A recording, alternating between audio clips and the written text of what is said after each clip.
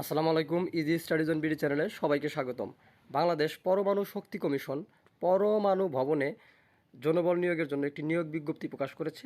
আজকে সেই নিয়োগ বিজ্ঞপ্তিটি নিয়ে আপনাদের সামনে হাজির হয়েছি। তো চলুন শুরু করা যাক। এখানে বলা হয়েছে যে বিজ্ঞান ও প্রযুক্তি মন্ত্রণালয়ের 8ই জুলাই 2021 খ্রিস্টাব্দ তারিখের এবং 21শে সেপ্টেম্বর 2021 খ্রিস্টাব্দ তারিখের ছাড়পত্র অনুযায়ী বাংলাদেশ পরমাণু শক্তি কমিশনের শূন্য পদে অস্থায়ী ভিত্তিতে বিধি মোতাবেক জনবল নিয়োগের জন্য নিম্নবর্ণিত 13 ক্যাটাগরির 98টি শূন্য পদে শর্ত সাপেক্ষে প্রকৃত বাংলাদেশি নাগরিকদের নিকট হতে দরখাস্ত আহ্বান করা যাচ্ছে। এখানে যে পদগুলো রয়েছে এবং পদের সংখ্যা কত এগুলো নিয়ে আমরা এখন দেখব। প্রথমে যে পদটি রয়েছে সেটি হচ্ছে সায়েন্টিফিক অ্যাসিস্ট্যান্ট 1। এখানে বেতন গ্রেড হচ্ছে 13তম। বেতনের পরিমাণ হতে পারে 11,000 থেকে 26,590। এখানে পদের সংখ্যা রয়েছে 7টি। শিক্ষাগত যোগ্যতার ক্ষেত্রে যেটি বলা হয়েছে যে এইচএসসি বিজ্ঞান অথবা এসএসসি বিজ্ঞান সহ সরকার অনুমোদিত কোনো প্রতিষ্ঠান হতে ন্যূনতম 6 মাসের ট্রেড কোর্স থাকতে হবে। ন্যূনতম 6 মাসের ট্রেড কোর্স সার্টিফিকেট প্রাপ্ত হতে হবে বা থাকতে হবে। পরবর্তী যেটা হয়েছে পদের সংখ্যা পরবর্তী পদটি হচ্ছে টেকনিশিয়ান 1। এখানে বেতন গ্রেড হচ্ছে 13। বেতনের পরিমাণ 11,000 থেকে 26,590 টাকা। পদের সংখ্যা রয়েছে 4টি। এখানে শিক্ষাগত যোগ্যতার ক্ষেত্রে যেটি বলা হয়েছে এইচএসসি বিজ্ঞান অথবা এসএসসি বিজ্ঞান সহ সরকার অনুমোদিত কোনো প্রতিষ্ঠান হতে পূর্ব কৌশল বা তড়িৎ বা যান্ত্রিক বা অটো মেকানিক্স বা অটো ইলেকট্রিক বা প্লাম্বিং বা এয়ার কন্ডিশনিং বা পাইপ ফিটিং বা লিফট অপারেটিং বা পাম্প অপারেটিং বা ফার্মেসি বিষয়ে ন্যূনতম 6 মাসের ট্রেড কোর্স সার্টিফিকেট প্রাপ্ত হতে হবে। পরবর্তী যে পদটি রয়েছে সেটি রয়েছে স্টেনোগ্রাফার কাম কম্পিউটার অপারেটর। এখানে বেতন গ্রেড হচ্ছে 13, 11,000 থেকে 26,590 টাকা। পদের সংখ্যা রয়েছে 2টি। শিক্ষাগত যোগ্যতার ক্ষেত্রে বলা হয়েছে এইচএসসি পাস এবং কম্পিউটারে ওয়ার্ড প্রসেসিং সহ প্রতি মিনিটে সর্বনিম্ন শর্ট হ্যান্ড ইংরেজিতে 100 ও বাংলায় 40 এবং টাইপিংয়ে ইংরেজিতে 30 ও বাংলায় 25 শব্দের গতি থাকতে হবে। পরবর্তী যে পদটি রয়েছে এটি রয়েছে লাইব্রেরি অ্যাসিস্ট্যান্ট। লাইব্রেরি অ্যাসিস্ট্যান্টের ক্ষেত্রে বেতন গ্রেড হচ্ছে 14। বেতনের পরিমাণ 10,200 থেকে 26,680 টাকা। এখানে পদের সংখ্যা রয়েছে 3টি। বলা হয়েছে গ্রন্থাগার বিজ্ঞানে প্রথম শ্রেণীর ডিপ্লোমা সহ অন্য পরীক্ষায় ভালো ফলাফল থাকতে হবে। এরপরে যে পদটি রয়েছে সেটি রয়েছে স্টেনোটাইপিস্ট কাম কম্পিউটার অপারেটর। বেতন গ্রেড হচ্ছে 14, 10,200 টাকা থেকে 24,680 টাকা 24,680 টাকা। পদের সংখ্যা রয়েছে 4টি। শিক্ষাগত যোগ্যতার ক্ষেত্রে বলা হয়েছে এসএসসি পাস এবং কম্পিউটারে ওয়ার্ড প্রসেসিং সহ প্রতি মিনিটে সর্বনিম্ন শর্ট হ্যান্ড ইংরেজিতে 80 ও বাংলায় 30, টাইপিংয়ে ইংরেজিতে 30 ও বাংলায় 25 শব্দের গতি থাকতে হবে। এরপরের যে পদটি রয়েছে সায়েন্টিফিক অ্যাসিস্ট্যান্ট 2। এখানে বেতন গ্রেড হচ্ছে 15, 9,700 টাকা থেকে 23,490 টাকা। পদের সংখ্যা রয়েছে 13টি। এইচএসসি বিজ্ঞান অথবা এসএসসি বিজ্ঞান সহ সরকার অনুমোদিত কোনো প্রতিষ্ঠান হতে ন্যূনতম 6 মাসের ট্রেড কোর্স সার্টিফিকেট প্রাপ্ত হতে হবে। অথবা বলা হয়েছে সরকার অনুমোদিত কোনো প্রতিষ্ঠান হতে ন্যূনতম 6 মাসের ট্রেড কোর্স সার্টিফিকেট প্রাপ্ত এবং সংশ্লিষ্ট কাজে 4 বছরের বাস্তব অভিজ্ঞতা থাকতে হবে।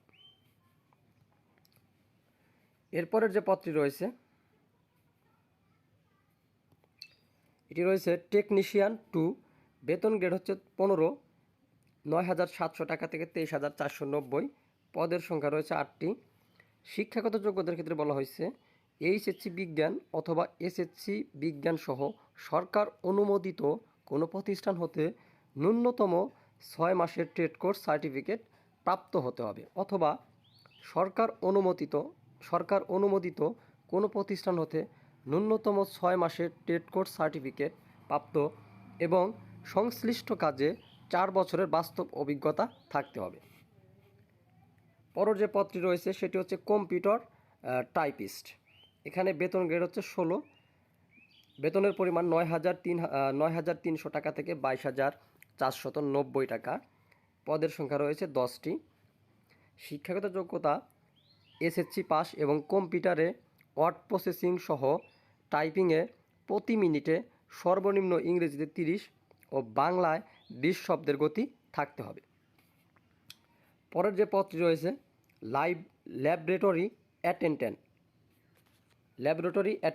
এখানে বেতন গ্রেড হচ্ছে 19, 8,500 টাকা থেকে 20,570 টাকা। পদের সংখ্যা রয়েছে 20টি।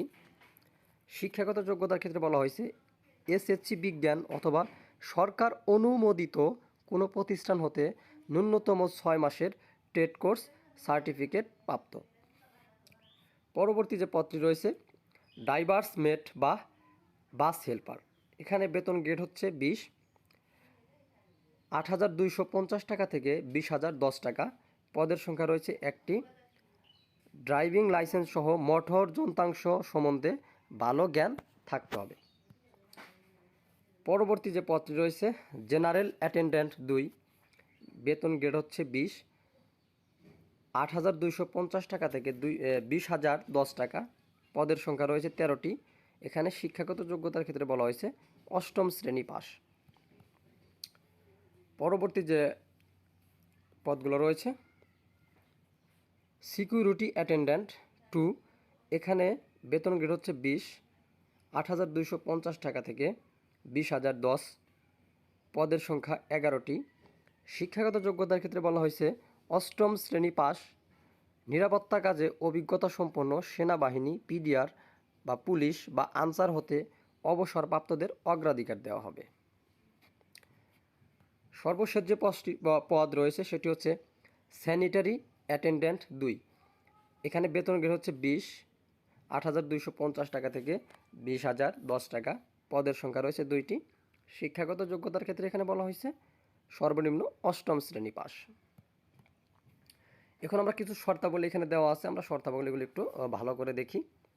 এখানে বলা হয়েছে যে আবেদনপত্র আগামী 24/10/2021 খ্রিস্টাব্দ তারিখ অফিস চলাকালীন সময়ের মধ্যে জিইপি বা রেজিস্ট্রি ডাক বা কুরিয়ার সার্ভিসে পরিচালক সংস্থাপন বিভাগ, অতিরিক্ত দায়িত্ব বাংলাদেশ পরমাণু শক্তি কমিশন, পরমাণু ভবন E12/A, আগারগাঁও, শেরেবাংলা নগর, ঢাকা 1207 বরাবর পৌঁছাতে হবে। নির্ধারিত তারিখ উত্তীর্ণের পর ডাকযোগে বা অন্য কোনোভাবে প্রাপ্ত আবেদনপত্র গ্রহণ করা হবে না। একটু আপনারা কেয়ারফুল থাকবেন। এখানে কিন্তু তারিখটার ক্ষেত্রে বলা হয়েছে 24/10/2021 খ্রিস্টাব্দের মধ্যে আবেদনপত্র তাদের অফিসে ডাকযোগে বা আপনি অন্য কোনো যেভাবে হোক এর মধ্যে পৌঁছাতে হবে। 2 নম্বরে বলা হয়েছে প্রার্থীগণকে খামের উপর প্রার্থিত পদের নাম ও কোটা প্রযোজ্য ক্ষেত্রে উল্লেখ করতে হবে। এটা হচ্ছে 2 নাম্বার। 3 নাম্বারে যেটা বলা হয়েছে যে আবেদনপত্রের সাথে ক্রমিক নং 1 হতে 8 পর্যন্ত উল্লেখিত পদের জন্য 500 টাকার পোস্টাল অর্ডার এবং ক্রমিক নং 9 থেকে 13 পর্যন্ত উল্লেখিত পদের জন্য 400 টাকার পোস্টাল অর্ডার পরিচালক সংস্থাপন বিভাগ, অতিরিক্ত দায়িত্ব বাংলাদেশ পরমাণু শক্তি কমিশনের অনুকূলে সংযুক্ত করতে হবে। এখানে পরবর্তী যে কন্ডিশনটি বলা হয়েছে শর্তাবলীর মধ্যে যে আবেদনকারীর বয়স 24/3/2020 খ্রিস্টাব্দ তারিখে 18 বছর হতে 30 বছরের মধ্যে হতে হবে। 18 বছর হতে 30 বছরের মধ্যে হতে হবে। শুধু মুক্তিযোদ্ধা বা শহীদ মুক্তিযোদ্ধার সন্তান ও নাতি নাতনিদের এবং প্রতিবন্ধী ও ক্ষুদ্র নিগ্রোষ্ঠীর প্রার্থীদের জন্য সর্বোচ্চ বয়সসীমা 32 বছর। বয়সের এফিডেভিট গ্রহণযোগ্য হবে না, এটা একটু খেয়াল করবেন। বয়সের ক্ষেত্রে এফিডেভিট গ্রহণযোগ্য নয়। এরপরে যেটা বলা হয়েছে শর্তাবলী,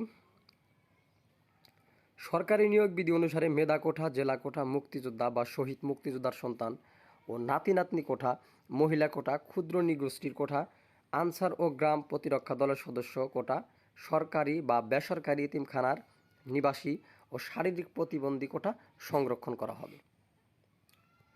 এরপরে যেগুলো রয়েছে কন্ডিশন, সেটা হচ্ছে যে আপনারা এই কন্ডিশনটা একটু দেখে নেবেন, অনেক বড় হয়ে যাবে আমি বলতে গেলে। ক্রমিক নং 4 হতে 8-এর ক্ষেত্রে যে জেলাগুলোর প্রার্থীরা আবেদন করতে পারবে, এই যে এইসব জেলা উপরের যে জেলাগুলো রয়েছে ক্রমিক নং 4 থেকে 8-এর ক্ষেত্রে এই যে জেলাগুলোর কথা বলা হয়েছে, এই জেলাগুলোর প্রার্থীগণ আবেদন করতে পারবেন। ভিডিওটার ডিউরেশন অনেক বড় হয়ে যাবে বলে আমি জেলাগুলোর নাম উল্লেখ করলাম না, আপনি একটু দয়া করে দেখে নেবেন জেলাগুলো। পরবর্তীতে বলা হয়েছে ক্রমিক নং 9 হতে 12-এর ক্ষেত্রে যে জেলার প্রার্থীগণ আবেদন করতে পারবেন, এই আপনারা একটু দেখে নেবেন। এরপরে 7 নাম্বার যে কন্ডিশনটা ছিল সেটাতে বলা হয়েছে যে সরকারি বা আধা সরকারি বা স্বায়ত্তশাসিত সংস্থায় কর্মরত প্রার্থীদের পদবি, বেতন স্কেল ও মূল বেতন উল্লেখপূর্বক যথাযথ কর্তৃপক্ষের মাধ্যমে আবেদন করতে হবে। কোনো অগ্রিম কপি গ্রহণযোগ্য নয়। এরপরে যেটা বলা হয়েছে যে সরকার নির্ধারিত চাকরির আবেদন ফর্মে আবেদন দাখিল করতে হবে। আবেদন ফর্মের নমুনা এই অফিসের ওয়েবসাইট, এই যে ওয়েবসাইট www.baec.gov.bd থেকে ডাউনলোড করতে হবে। আপনারা এই ওয়েবসাইট থেকে কিন্তু যে আবেদনপত্রের কপি রয়েছে সেটা আপনারা ডাউনলোড করতে পারবেন। এবং এরপরে যে কন্ডিশন রয়েছে আবেদনপত্রের সাথে পোস্টাল অর্ডার এবং সদ্য তোলা 3 কপি পাসপোর্ট সাইজের সত্যায়িত রঙিন ছবি ব্যতীত আর কোনো কাগজের অনুলিপি জমা দেওয়ার প্রয়োজন নেই।